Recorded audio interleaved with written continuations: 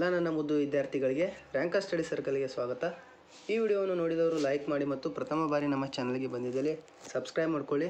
ಇವತ್ತು ನಾವು ಸೈನ್ಸ್ನಲ್ಲಿ ಬರ್ತಕ್ಕಂಥ ಇಂಪಾರ್ಟೆಂಟ್ ಕ್ವಶನ್ಗಳಲ್ಲಿ ಸಿರೀಸನ್ನು ನಾವು ಮಾಡ್ಕೊಂಡು ಹೋಗಿದ್ದೇವೆ. ಇವತ್ತು ನಾವು ಸೈನ್ಸ್ನಲ್ಲಿ ಬರ್ತಕ್ಕಂಥ ಅಧ್ಯಾಯ 3 ಲೋಹ ಮತ್ತು ಅಲೋಹಗಳ ಬಗ್ಗೆ ನಾವು ಬರ್ತಕ್ಕಂಥ ಟಾಪ್ 20 ಕ್ವಶನ್ಸ್ಗಳು ಇವು ಇಂಪಾರ್ಟೆಂಟ್ ಆಗಿರ್ತಕ್ಕಂಥ ಅಧ್ಯಾಯ ಆಗಿದೆ. ಇಲ್ಲಿ 4 ಮಾರ್ಕ್ಸ್ನ ಕ್ವಶನ್ಗಳನ್ನು ನಾವು 3 ಮಾರ್ಕ್ಸು 2 ಮಾರ್ಕ್ಸು ಮತ್ತು 4 ಮಾರ್ಕ್ಸ್ನ ಕ್ವಶನ್ಗಳನ್ನು ನಾವು ನೋಡ್ಕೊಂಡು ಹೋಗೋಣ. ಇನ್ನೇನು SLC ಎಕ್ಸಾಮ್ಗೆ ತುಂಬ ದಿನ ಏನು ಉಳಿದಿಲ್ಲ, ಅದಕ್ಕೋಸ್ಕರ ಈ ವಿಡಿಯೋಗಳನ್ನ ನೋಡಿ. ಇದರಲ್ಲಿ ಫಿಕ್ಸ್ ಆಗಿ ಕ್ವಶನ್ಸ್ಗಳು ಬಂದೇ ಬರುತ್ತೆ. ಇಲ್ಲಿ ಫಿಕ್ಸ್ ಆಗಿ ಇರ್ತಕ್ಕಂಥ ಕ್ವಶನ್ಸ್ಗಳನ್ನೇ ನಾವು ಹುಡುಕಿಕೊಂಡಿದ್ದೇವೆ. ಮತ್ತು ಇನ್ನೊಂದೇನು, ಇಲ್ಲಿ ಪ್ರೀವಿಯಸ್ ಇಯರ್ ಕ್ವಶನ್ಸ್ಗಳಂದರೆ ಹಿಂದಿನ ವರ್ಷದಲ್ಲಿ ಇವುಗಳು ಜಾಸ್ತಿ ಆದ್ಯತೆಗಳನ್ನು ಕೊಟ್ಟಿರ್ತಕ್ಕಂಥ ಕ್ವಶನ್ಗಳು ಇವಾಗಿವೆ. ಈ ವಿಡಿಯೋವನ್ನು ನೀವು ಚೆನ್ನಾಗಿ ನೋಡ್ಕೊಳ್ಳಿ. ಮತ್ತು ಇದರಲ್ಲಿ ಕಂಪಲ್ಸರಿಯಾಗಿ ಕ್ವಶನ್ಸ್ಗಳು ಬಂದೇ ಬರುತ್ತೆ. ಈ ಸೀರೀಸಿಂದ ನಿಮಗೆ ಇಲ್ಲಾಂದ್ರೂ 70ರಿಂದ 75ಕ್ಕಿಂತ ಜಾಸ್ತಿ ಮಾರ್ಕ್ಸ್ಗಳನ್ನು ಈ ಸೀರೀಸ್ನಿಂದ ನೀವು ಪಡ್ಕೋಬೋದು ಅಂತ ನಾನು ಹೇಳ್ತೇನೆ. ಇವತ್ತು ನಾವು ಲೋಹ ಮತ್ತು ಅಲೋಹಗಳ ಬಗ್ಗೆ ಈ ವಿಡಿಯೋನ ಸ್ಟಾರ್ಟ್ ಮಾಡೋಣ. ಇಲ್ಲಿ ಫಸ್ಟ್ನೇ ಕ್ವಶನ್ ಯಾವುದಂದರೆ, ಲೋಹೀಯ ಕಾಂತಿ ಅಥವಾ ಹೊಳಪು ಎಂದರೇನು ಅಂತ ಇಲ್ಲಿ ಫಸ್ಟ್ನೇ ಕ್ವಶನ್ ಆಗಿದೆ. ಇದಕ್ಕೆ ಉತ್ತರ ಏನಂದರೆ, ಲೋಹಗಳು ಶುದ್ಧ ಸ್ಥಿತಿಯಲ್ಲಿದ್ದಾಗ ಹೊಳಪಾದ ಮೇಲ್ಮೆಯನ್ನು ಹೊಂದಿರುತ್ತವೆ. ಇದನ್ನು ನಾವು ಲೋಹೀಯ ಕಾಂತಿ ಅಥವಾ ಲೋಹೀಯ ಹೊಳಪು ಅಂತ ಕರಿತೇವೆ. ಇನ್ನು ನೆಕ್ಸ್ಟ್ ಎರಡನೇ ಕ್ವಶನ್ ಯಾವುದಂದರೆ, ಕುಟ್ಯತೆ ಎಂದರೇನು? ಅತಿ ಹೆಚ್ಚಿನ ಕುಟ್ಯತೆ ಗುಣ ಹೊಂದಿರತಕ್ಕಂಥ ಲೋಹಗಳನ್ನು ತಿಳಿಸಿ ಅಂತ ಕೇಳಿದ್ದಾರೆ. ಇದಕ್ಕೆ ಉತ್ತರ ಏನಂದರೆ, ಕೆಲವು ಲೋಹಗಳು ಕುಟ್ಟಿ ತೆಳುವಾದ ಹಾಳೆಯನ್ನಾಗಿ ಮಾಡಬಹುದಾದಂಥ ಗುಣಗಳನ್ನು ಹೊಂದಿರ್ತವೆ. ಅಂಥ ಗುಣವನ್ನು ಏನಂತಾರೆ? ಕುಟ್ಯತೆ ಅಂತ ಕರೀತಾರೆ. ಇದಕ್ಕೆ ಉದಾಹರಣೆಗಳಂದರೆ ಚಿನ್ನ ಮತ್ತು ಬೆಳ್ಳಿಗಳು ಅತಿಯಾದ ಹೆಚ್ಚಿನಂಥ ಕುಟ್ಯತೆಯನ್ನು ಹೊಂದಿರತಕ್ಕಂಥ ಲೋಹಗಳಾಗಿವೆ. ಇನ್ನು ನೆಕ್ಸ್ಟ್ ನಾವು ಮೂರನೇ ಕ್ವಶನ್ ಕಡೆ ಹೋಗೋಣ. ತನ್ಯತೆ ಎಂದರೇನು? ತನ್ಯತೆ ಎಂದರೇನು? ಅತಿ ಹೆಚ್ಚಿನ ತನ್ಯತೆ ಗುಣ ಹೊಂದಿರತಕ್ಕಂಥ ಲೋಹ ಯಾವುದು ಅಂತ ಇಲ್ಲಿ ಕೇಳಿದ್ದಾರೆ. ತನ್ಯತೆ ಎಂದರೇನು ಅಂದರೆ, ಲೋಹಗಳನ್ನು ತೆಳುವಾದ ತಂತಿಗಳನ್ನಾಗಿ ಮಾಡಬಹುದಾದ ಸಾಮರ್ಥ್ಯವನ್ನೇ ಏನಂತ ಕರೀತಾರೆ? ತನ್ಯತೆ ಅಂತ ಕರೀತಾರೆ. ಇದಕ್ಕೆ ಅತಿ ಹೆಚ್ಚು ತನ್ಯತೆಯನ್ನು ಹೊಂದಿರತಕ್ಕಂಥ ಗುಣ ಹೊಂದಿರತಕ್ಕಂಥ ಲೋಹ ಯಾವುದಂದರೆ ಚಿನ್ನ. ಇದು ಅತಿ ಹೆಚ್ಚಿನ ತನ್ಯತೆಯನ್ನು ಹೊಂದಿರತಕ್ಕಂಥ ಲೋಹ ಆಗಿದೆ. ಇದು 1 ಗ್ರಾಮ್ಗೆ 2 ಕಿಲೋಮೀಟರ್ನಷ್ಟು ಉದ್ದದಂಥ ತಂತಿಯನ್ನು ಮಾಡತಕ್ಕಂಥ ಸಾಮರ್ಥ್ಯವನ್ನು ಇದು ಹೊಂದಿದೆ ಅಂತ ಇಲ್ಲಿ ನಾವು ನೋಡ್ಕೊಬೋದು. ಇನ್ನು ನೆಕ್ಸ್ಟ್ ನಾವು 4ನೇ ಪ್ರಶ್ನೆ ಕಡೆಗೆ ಹಾಯೋಣ. 4ನೇ ಪ್ರಶ್ನೆಯಲ್ಲಿ, ಅಡುಗೆ ಪಾತ್ರೆಗಳ ತಯಾರಿಕೆಯಲ್ಲಿ ಲೋಹಗಳನ್ನು ಬಳಸ್ತಾರೆ, ಕಾರಣ ಕೊಡಿ. ಇದಕ್ಕೆ ಉತ್ತರ ಏನಂದರೆ, ಲೋಹಗಳು ಕುಟ್ಯತೆಯ ಗುಣವನ್ನು ಹೊಂದಿರ್ತವೆ ಮತ್ತು ಉತ್ತಮ ಉಷ್ಣಕ ವಾಹಕಗಳಾಗಿದ್ದರಿಂದ ಇವುಗಳನ್ನು ಅಡುಗೆ ಪಾತ್ರೆಗಳಲ್ಲಿ ತಯಾರಿಕೆಗಳಲ್ಲಿ ಬಳಸ್ತಾರೆ. ಇವು ಕುಟ್ಯತೆಯಾಗಿದೆ. ಕುಟ್ಯತೆ ಮಾಡಿ ಯಾವುದೇ ರೀತಿಯ ಶೇಪ್ನಲ್ಲಿ ಇವುಗಳನ್ನ ತಯಾರು ಮಾಡ್ಬೋದು. ಮತ್ತು ಅತಿ ಹೆಚ್ಚಿನ ಉಷ್ಣವಾಹಕಗಳಾಗಿರ್ತಕ್ಕಿಂತ ಇವುಗಳನ್ನು ಅಡುಗೆಯನ್ನು ಬೇಯಿಸುವುದರಲ್ಲಿ ಇವು ತುಂಬ ಉಪಯೋಗಗಳಾಗಿವೆ. ಇದಕ್ಕೋಸ್ಕರ ಇವುಗಳನ್ನು ಬಳಸ್ತಾರೆ. ಇನ್ನು ನೆಕ್ಸ್ಟ್ ನಾವು 5ನೇ ಪ್ರಶ್ನೆ ಕಡೆ ಹೋಗೋಣ.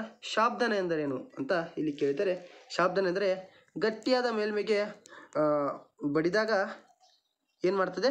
ವಿಶಿಷ್ಟವಾದ ಶಬ್ದವನ್ನು ಉಂಟು ಮಾಡುವ ಲೋಹದ ಗುಣಗಳನ್ನು ಏನಂತ ಕರೀತಾರೆ? ಶಾಬ್ದನ. ಅಂದರೆ ಇಲ್ಲಿ ಲೋಹದ ಗಟ್ಟಿಯಾದ ಮೇಲ್ಮೆಗೆ ನಾವು ತಟ್ಟಿದಾಗ ಅದು ಬೇರೆ ಬೇರೆಯ ಶಬ್ದಗಳನ್ನು ಉಂಟು ಮಾಡ್ತದೆ. ಪ್ರತಿಯೊಂದು ಲೋಹವು ಪ್ರತಿಯೊಂದು ಬೇರೆ ಬೇರೆಯ ಶಾಬ್ದನ ಗುಣಗಳನ್ನು ಹೊಂದಿರುತ್ತೆ. ಇದು ಬೇರೆ ಬೇರೆಯ ಶಬ್ದಗಳನ್ನು ಉಂಟು ಮಾಡೋದನ್ನು ಏನಂತಾರೆ? ಶಾಬ್ದನ ಅಂತ ಕರೀತಾರೆ. ಇನ್ನು 6ನೇ ಪ್ರಶ್ನೆ, ಲೋಹ ಮತ್ತು ಅಲೋಹಗಳ ಭೌತ ಗುಣಗಳ ನಡುವಿನ ವ್ಯತ್ಯಾಸಗಳನ್ನು ಬರೆಯಿರಿ ಅಂತ ಇಲ್ಲಿ ಹೇಳಿದ್ದಾರೆ. ಇದಕ್ಕೆ ಉತ್ತರ ಯಾವುದಂದರೆ, ಲೋಹಗಳು ಹೊಳಪಾದ ಮೇಲ್ಮೆಯನ್ನು ಹೊಂದಿರ್ತವೆ, ಅಲೋಹಗಳು ಹೊಳಪಾದ ಮೇಲ್ಮೆಯನ್ನು ಹೊಂದಿರುವುದಿಲ್ಲ. ಇನ್ನೊಂದು, ಸಾಮಾನ್ಯವಾಗಿ ಲೋಹಗಳು ಕಠಿಣವಾಗಿರ್ತವೆ ಮತ್ತು ಸಾಮಾನ್ಯವಾಗಿ ಅಲೋಹಗಳು ಕಠಿಣವಾಗಿರಲ್ಲ, ಅಂದರೆ ಸ್ಟ್ರಾಂಗ್ ಆಗಿರಲ್ಲ. ಇನ್ನೊಂದು, ಮೂರನೇದು, ಲೋಹಗಳು ಅತಿ ಹೆಚ್ಚಿನ ದ್ರವಣ ಬಿಂದುವನ್ನು ಹೊಂದಿರ್ತವೆ, ಅಲೋಹಗಳು ಕಡಿಮೆ ದ್ರವಣ ಬಿಂದುವನ್ನು ಹೊಂದಿರ್ತವೆ. 4ನೇದು, ಲೋಹಗಳು ಕುಟ್ಯತೆ ಗುಣವನ್ನು ಹೊಂದಿರುತ್ತೆ, ಅಲೋಹಗಳು ಕುಟ್ಯತೆ ಗುಣವನ್ನು ಹೊಂದಿರುವುದಿಲ್ಲ. 5ನೇದು, ಲೋಹಗಳು ತನ್ಯತೆ ಗುಣವನ್ನು ಹೊಂದಿರ್ತವೆ, ಲೋಹಗಳು ತನ್ಯತೆ ಗುಣವನ್ನು ಹೊಂದಿರುವುದಿಲ್ಲ. ಇನ್ನು ನೆಕ್ಸ್ಟ್ ನಾವು 7ನೇ ಕಡೆ ಹೋಗೋಣ. ಲೋಹಗಳು ಉತ್ತಮ ಉಷ್ಣಕ ವಾಹಕಗಳಾಗಿವೆ, ಅಲೋಹಗಳು ದುರ್ಬಲ ಉಷ್ಣವಾಹಕಗಳಾಗಿವೆ. ಇನ್ನು 8ನೇದು ಏನಂದರೆ, ಲೋಹಗಳು ಉತ್ತಮ ವಿದ್ಯುತ್ ವಾಹಕಗಳಾಗಿವೆ, ಅಲೋಹಗಳು ದುರ್ಬಲ ವಿದ್ಯುತ್ ವಾಹಕಗಳಾಗಿವೆ. ಇನ್ನು 9ನೇದು, ಲೋಹಗಳು ಶಾಬ್ದನ ಗುಣವನ್ನು ಹೊಂದಿವೆ, ಅಲೋಹಗಳು ಶಾಬ್ದನ ಗುಣವನ್ನು ಹೊಂದಿಲ್ಲ. ಇವಷ್ಟು ಭೌತ ಗುಣಗಳ ಆಧಾರದ ಮೇಲೆ ಲೋಹ ಮತ್ತು ಅಲೋಹಗಳ ವ್ಯತ್ಯಾಸಗಳಾಗಿವೆ. ಇವನ್ನು ಒಂದ್ಸರಿ ನೋಡ್ಕೊಳ್ಳಿ. ಇನ್ನು ನೆಕ್ಸ್ಟು 7ನೇ ಪ್ರಶ್ನೆ, ಕ್ಷಾರಗಳು ಎಂದರೇನು? ಕ್ಷಾರಗಳು ಎಂದರೆ ನೀರಿನಲ್ಲಿ ಕರಗ್ತಕ್ಕಂಥ ಪ್ರತ್ಯಾಮ್ಲಗಳನ್ನು ಏನಂತ ಕರೀತಾರೆ? ಕ್ಷಾರಗಳು ಅಂತ ಕರೀತಾರೆ. ಈ ವಿಡಿಯೋವನ್ನು ಲೈಕ್ ಮಾಡಿ, ಇಲ್ಲಿ ಕಂಪಲ್ಸರಿಯಾಗಿ ಕ್ವಶನ್ಸ್ ಬರುತ್ತೆ. ಲೈಕ್ ಮಾಡಿ ಮತ್ತು ಇವಾಗಲೇ ಸಬ್ಸ್ಕ್ರೈಬ್ ಮಾಡ್ಕೊಳ್ಳಿ ಅಂತ ಇನ್ನೊಂದು ಸಾರಿ ಹೇಳ್ತಾ ಇದ್ದೀನಿ. ನೆಕ್ಸ್ಟ್ ಇವಾಗ 8ನೇ ಕ್ವಶನ್ ಕಡೆಗೆ ನಾವು ಹೋಗೋಣ. ಸೋಡಿಯಂ ಮತ್ತು ಪೊಟ್ಯಾಷಿಯಂನ ಲೋಹಗಳನ್ನು ಸೀಮೆಎಣ್ಣೆಯಲ್ಲಿ ಸಂಗ್ರಹಿಸಿಡುತ್ತಾರೆ ಏಕೆ ಅಂತ ಇಲ್ಲಿ ಕೇಳಿದ್ದಾರೆ. ಇದಕ್ಕೆ ಉತ್ತರ ಏನಂದರೆ, ಸೋಡಿಯಂ ಮತ್ತು ಪೊಟ್ಯಾಷಿಯಂಗಳು ಲೋಹಗಳು ಗಾಳಿಗೆ ತೆರೆದಿಟ್ಟಾಗ ಅವು ಕ್ಷಿಪ್ರವಾಗಿ ವರ್ತಿಸಿ ಬೆಂಕಿಯಾಗಿ ಹೊತ್ತಿಕೊಳ್ಳುತ್ತವೆ. ಆದರೆ ಸೋಡಿಯಂ ಮತ್ತು ಪೊಟ್ಯಾಷಿಯಂ ಲೋಹಗಳು ಎಣ್ಣೆಯೊಂದಿಗೆ ವರ್ತಿಸುವುದಿಲ್ಲ. ಆದ್ದರಿಂದ ಇವುಗಳನ್ನು ಏನು ಮಾಡ್ತಾರೆ ಅಂದರೆ, ಸಂಗ್ರಹಿಸಿಡಲು ಆಕಸ್ಮಿಕವಾಗಿ ಬೆಂಕಿ ಹೊತ್ತುವುದನ್ನು ತಡೆಗಟ್ಟಲು ಏನು ಮಾಡ್ತಾರೆ ಅಂದರೆ ಸೀಮೆ ಎಣ್ಣೆಯಲ್ಲಿ ಸಂಗ್ರಹಿಸಿಡ್ತಾರೆ. ಯಾಕಂದರೆ ಇವು ಸೀಮೆ ಎಣ್ಣೆ ಜೊತೆಗೆ ಏನು ಮಾಡಲ್ಲ, ವರ್ತನೆ ಮಾಡಲ್ಲ. ಆದರೆ ಗಾಳಿಯೊಂದಿಗೆ ವರ್ತನೆ ಮಾಡಿ ಏನು ಮಾಡ್ತವೆ, ಬೆಂಕಿ ಹೊತ್ತಿಕೊಳ್ಳುವ ಮತ್ತು ಸ್ಫೋಟ ಆಗುವಂತಕ್ಕಂಥ ಚಾನ್ಸಸ್ ಜಾಸ್ತಿ ಇರುತ್ತೆ. ಅದಕ್ಕೋಸ್ಕರ ಏನು ಮಾಡ್ತಾರೆ, ಸೀಮೆ ಎಣ್ಣೆಯಲ್ಲಿ ಸಂಗ್ರಹಿಸಿಡ್ತಾರೆ. ಇನ್ನು ನೆಕ್ಸ್ಟ್ ನಾವು 9ನೇ ಪ್ರಶ್ನೆ ಕಡೆಗೆ ಹೋಗೋಣ. 9ನೇ ಪ್ರಶ್ನೆ ಯಾವುದಂದರೆ, ಕ್ಯಾಲ್ಸಿಯಂ ನೀರಿನೊಂದಿಗೆ ವರ್ತಿಸಿದಾಗ ಕ್ಯಾಲ್ಸಿಯಂ ಕಣಗಳು ನೀರಿನ ಮೇಲ್ಮೈ ಮೇಲೆ ತೇಲಲು ಕಾರಣವೇನು? ಪ್ರಾರಂಭಿಸುತ್ತವೆ, ಅದಕ್ಕೆ ಕಾರಣವೇನು ಅಂತ ಇಲ್ಲಿ ಕೇಳಿದ್ದಾರೆ.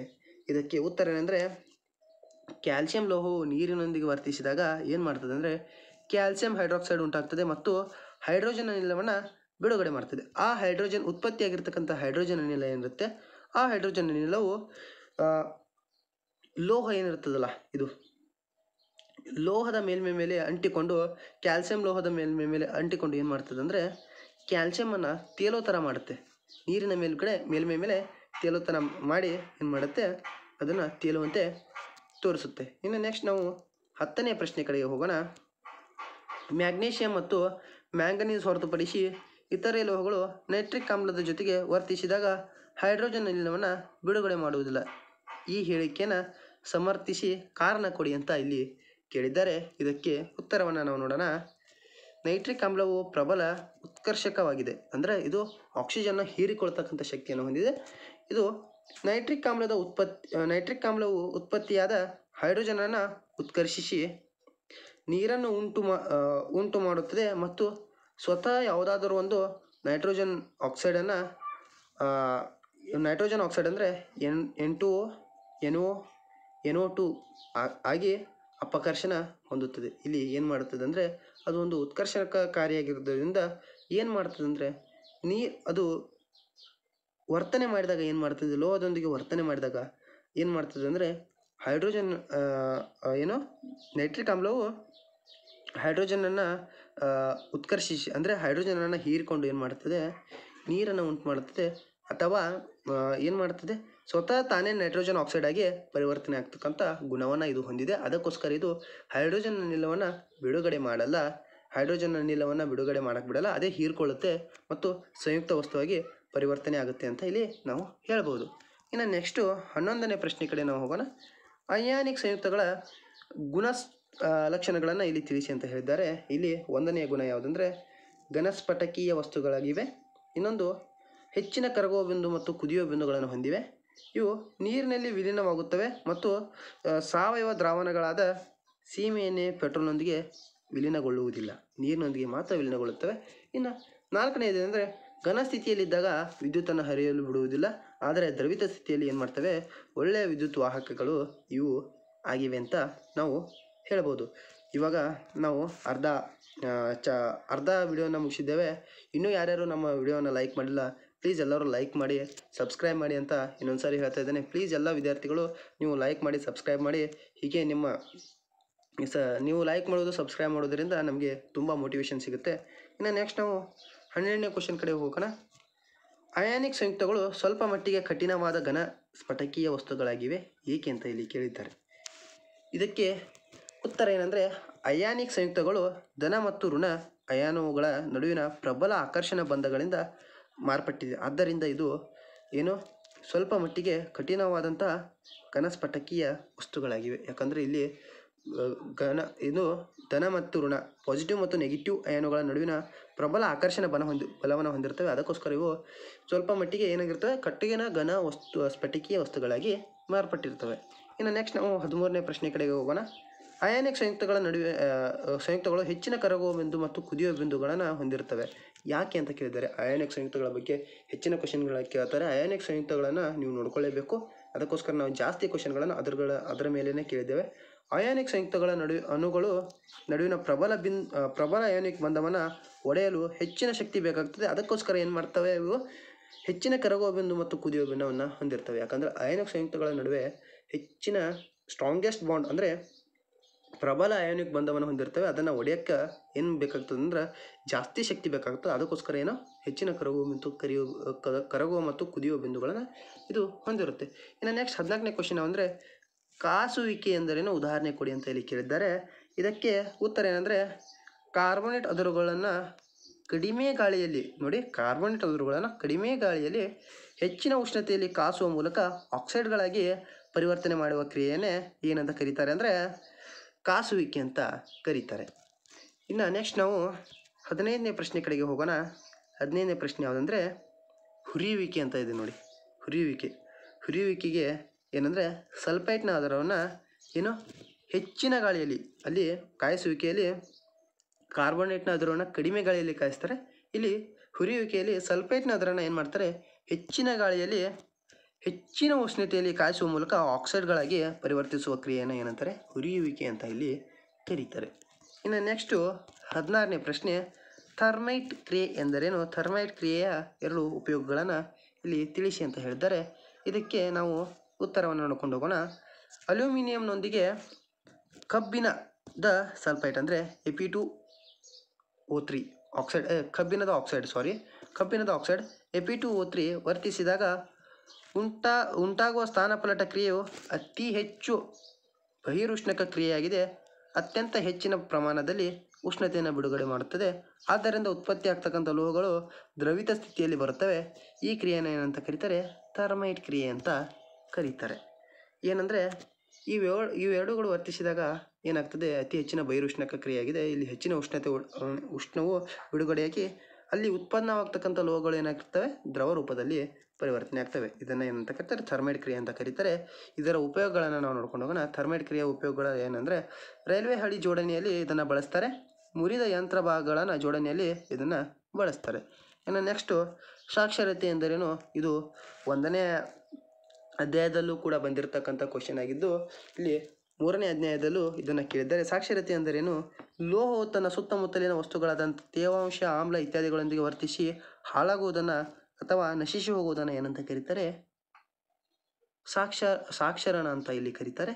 ಇದಕ್ಕೆ ಉದಾಹರಣೆಗಳು ಯಾವಂದರೆ ಕಬ್ಬಿಣದ ತುಕ್ಕು ಹಿಡಿಯುವಿಕೆ, ಬೆಳೆಯ ವಸ್ತುಗಳು ಕಪ್ಪಾಗುವಿಕೆಯನ್ನು ಏನಂತ ಕರೀತಾರೆ, ಸಾಕ್ಷರಣಕ್ಕೆ ಉದಾಹರಣೆ ಅಂತ ನಾವು ಹೇಳ್ಬೋದು. ಇನ್ನು 18ನೇ ಕ್ವಶನ್ ಯಾವುದಂದರೆ ಸಾಕ್ಷರಣ ತಡೆಗಟ್ಟಲು ವಿಧಾನಗಳನ್ನು ತಿಳಿಸಿ ಅಂತ ಇಲ್ಲಿ ಅವರು ಕೇಳಿದ್ದಾರೆ. ಇದಕ್ಕೆ ಉತ್ತರ ಏನಂದರೆ, 1 ಲೋಹಗಳ ವಸ್ತುಗಳ ಮೇಲೆ ಬಣ್ಣವನ್ನು ಬಳಿಯುವುದು, ಲೋಹಗಳನ್ನು ಎಣ್ಣೆಗಳಿಂದ ಸವರುವುದು, ಲೋಹಗಳನ್ನು ಗ್ರೀಸ್ನಿಂದ ಸವರುವುದು, ಮಿಶ್ರ ಲೋಹಗಳನ್ನು ತಯಾರಿಕೆ ಮಾಡುವುದರಿಂದ ಸಾಕ್ಷರಣ ಅಥವಾ ನಶಿಸುವಿಕೆಯನ್ನು ತಡೆಗಟ್ಟಬಹುದು ಅಂತ ನಾವು ಇಲ್ಲಿ ಹೇಳ್ಬೋದು.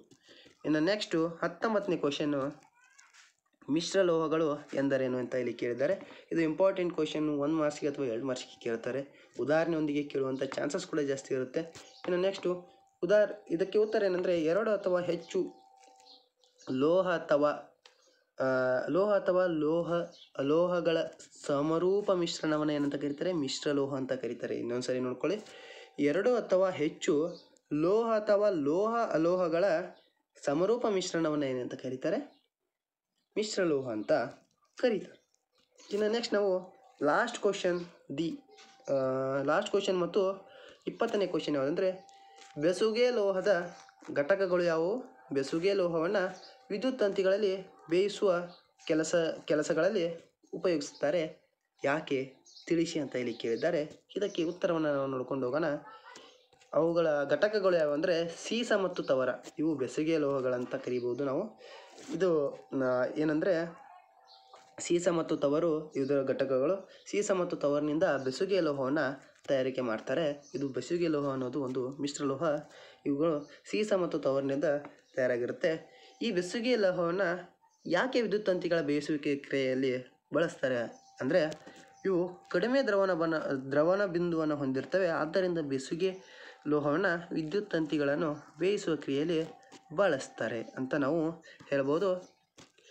ನಾವು 3ನೇ ಅಧ್ಯಾಯವಾಗಿರ್ತಕ್ಕಂಥ ಲೋಹ ಮತ್ತು ಅಲೋಹಗಳ ಪಾಠದಲ್ಲಿ ಬರ್ತಕ್ಕಂಥ ಇಂಪಾರ್ಟೆಂಟ್ ಆಗಿರ್ತಕ್ಕಂಥ 1, 2, 3 ಮತ್ತು 4 ಅಂಕದ ಎಲ್ಲ ಪ್ರಶ್ನೋತ್ತರಗಳನ್ನು ನಾವು ನೋಡ್ಕೊಂಡಿದ್ದೇವೆ. ಪ್ಲೀಸ್ ಎಲ್ಲರೂ ನಮ್ಮ ವಿಡಿಯೋವನ್ನು ಲೈಕ್ ಮಾಡಿ, ಸಬ್ಸ್ಕ್ರೈಬ್ ಮಾಡಿ ಮತ್ತು ನಿಮ್ಮ ಎಲ್ಲ ಸಹಮಿತ್ರರಿಗೆ ಈ ವಿಡಿಯೋವನ್ನು ಶೇರ್ ಮಾಡಿ.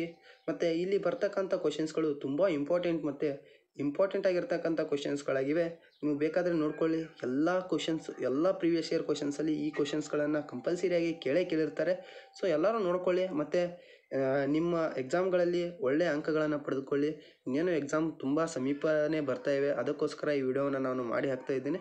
ಅದಕ್ಕೋಸ್ಕರ ನೀವು ನೋಡ್ಕೊಳ್ಳಿ ಮತ್ತು ಹೆಚ್ಚಿನ ಅಂಕಗಳನ್ನು ಪಡೆದುಕೊಳ್ಳಿ ಅಂತ ಹೇಳ್ತಾ ಧನ್ಯವಾದಗಳೊಂದಿಗೆ ಈ ವಿಡಿಯೋವನ್ನು ನಾವು ಮುಕ್ತಾಯ ಮಾಡೋಣ. ಹಾಗೆ ಸಬ್ಸ್ಕ್ರೈಬ್ ಮಾಡೋದನ್ನು ಮಾತ್ರ ಮರಿಬೇಡಿ.